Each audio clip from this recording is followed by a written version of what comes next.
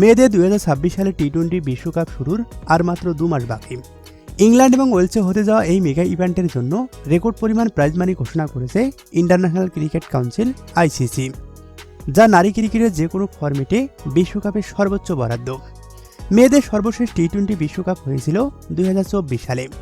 সেই আসরে চেয়ে এবারের প্রাইজ মানি বেড়েছে 10%, যা বাংলাদেশি টাকায় 108 কোটি টাকা। এবারের আসরে সবচেয়ে বড় পরিবর্তন হচ্ছে দলসংখ্যা বৃদ্ধি।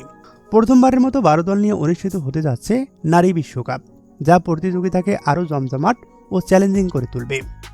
এর আগে দল কম থাকার সুযোগ সীমিত ছিল, তবে এখন আরও বেশি দেশের নারী ক্রিকেটাররা বিশ্বমঞ্চে নিজেদের প্রমাণ করার সুযোগ পাবে। আইসিসির প্রধান নির্বাহী সংযোগ গুপ্তা জানিয়েছে, নারী ক্রিকেট দ্রুত এগিয়ে যাচ্ছে এবং দলসংখ্যা বৃদ্ধি ও রেকর্ড প্রাইজ মানে সেই অগ্রগতিরই প্রতিফলন। তার ভাষ্যমতে নারী ক্রিকেটের বিকাশ এখন দ্রুততর হচ্ছে। দলসংখ্যা বাড়ানো এবং রেকর্ড প্রাইজ মানে আমাদের বৈশ্বিক ক্রিকেটকে আরও শক্তিশালী ও প্রতিযোগিতামূলক করার প্রতিশ্রুতির প্রতিফলন। টুর্নামেন্টকে আরও আকর্ষণীয় করতে ইতিমধ্যেই ট্রফির ট্যুর শুরু হয়েছে। লন্ডনের ঐতিহ্যবাহী লর্ডস ক্রিকেট গ্রাউন্ডে ট্রফি প্রদর্শনের মাধ্যমে এই যাত্রা শুরু হয়। এরপর নেদারল্যান্ড, আয়ারল্যান্ড ও স্কটল্যান্ড সফর করবে ট্রফিটি। মে মাস জুড়ে ইংল্যান্ডের বিভিন্ন শহর যেমন লিডস, ম্যানচেস্টার, বার্কিংহাম, ব্রিস্টল, সাউথহ্যাম্পটন ও লন্ডনে ট্রফি দেখার সুযোগ পাবে ভক্তরা। আগামী 12 জুন শুরু হবে এই টুর্নামেন্ট। উদ্বোধনী ম্যাচে স্বাগতিক ইংল্যান্ডের মুখোমুখি হবে শ্রীলঙ্কা। ফাইনাল সহ মোট 33টি ম্যাচ বিভিন্ন ঐতিহ্যবাহী স্টেডিয়ামে অনুষ্ঠিত হবে। বিশ্বজুড়ে নারী ক্রিকেটের দ্রুত জনপ্রিয়তা ও বিনিয়োগ দুটোই বেড়েছে। এই ধারাবাহিকতায় নারী টি-20 বিশ্বকাপ 2026কে সামনে রেখে রেকর্ড পরিমাণ প্রাইজ মানি ঘোষণা করেছে আন্তর্জাতিক ক্রিকেট কাউন্সিল আইসিসি, যা আগের আসরের তুলনায় উল্লেখযোগ্যভাবে অনেক বেশি।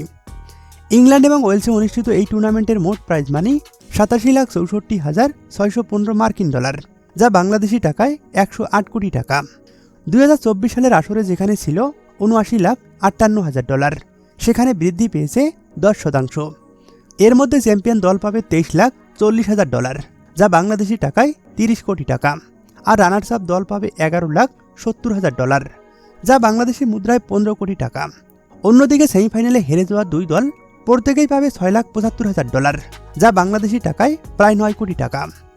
গ্রুপ পর্বে প্রতিটি ম্যাচ জয়ের জন্য পাবে 31,154 ডলার, যা বাংলাদেশি টাকায় 40 লাখ টাকা।